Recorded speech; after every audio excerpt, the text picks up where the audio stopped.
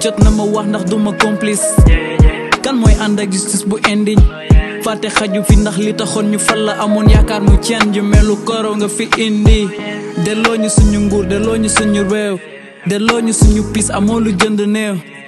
ay du yam ci boppi boroom ñax bu wow bu tàkk mën na taalale bu tooy fii changement de régime égal beaucoup de mort li ci gën a metti kenn ci ñoom du am remords discours bullshit reñu bullshit bakkan yi rot nga kul sa kul mel ni yegul la shit ko amul njëkk président Macky Sall muy vidéo bi mu xaar teg 10 mu jéggéene vidéo bi nag mu ngi ciy dénoncé situation réew mi muy manifestation yi fi amoon ba ay bakkan rot ci dialogue bi nga xamante ni président njëkkoon na koo amal ni su fekkee ni da ngeen a bañ ma def 3e mandat da ngeen may ñaan ci njëkk mu xaar nag ni ko amul njëkk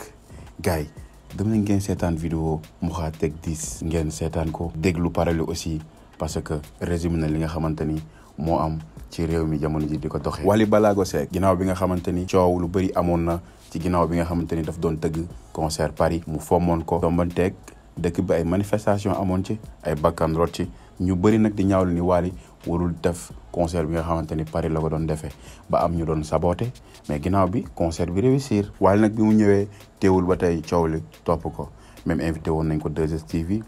muy leeral lu bëri loo xamante ni par rapport ak nit ñi ngi koy wax mais ci biir émission boobu mu solaat fa ay dàll yoo xamante ni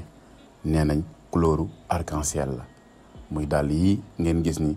moom la Wally sol gars yi ni couleuru arc-en-ciel la ba waa jàmm na génn nit ñi tamit commencé waat naan ko Wally chaque mois de juin rek yu mel nii da nga koy def mais moom teewul mi ngi tee fu mu tee ñëw jox gars yi benn surprise boo xamante ni mi ngi war a disponible le 30 juin vidéo boobu mi ngi tudd je ne suis pas comme eux duma comme ñoom vidéo bi nag bu la neexee mën nga koo am par précommande maanaam mën nga koo jënd ci ces plateformes yi seetaan vidéo bi wala déglu audio bi comme ça avant le 30 nga mën koo am exclusivité bi. On va terminer avec Viviane moom mi nga xamante ni temps yi lu bëri topp na ko ginnaaw bi nga xamante ni audio Kouthia yi fuité na te jabaram moo blanché audio yi moom nag tontu na wax ni nit ñi nga xamante ni ñi ngi wax lu bon ci moom te loolu nekkul ci moom nañu noppalu nee na moom xeer la lu ko waay dóor du dugg maanaam dafa bëgg a wax ni ñiy wax lijjantiwu leen et puis li ñuy wax yëpp moom xeer la buñ ko sànnee du dugg loolu nag ñu bëri ni Kouthia la tontu parce que ki ko invité woon Kouthia sax boole woon na ko si audio yi ba dégg ngeen mu koy tuumal borom ñaari tur yi gars yi loolu moo nekkoon li nga xamante ni indil naa leen ko donc yéen tamit seen réaction ci commentaire yi te boo leen commentaire ba pare bu leen fàttee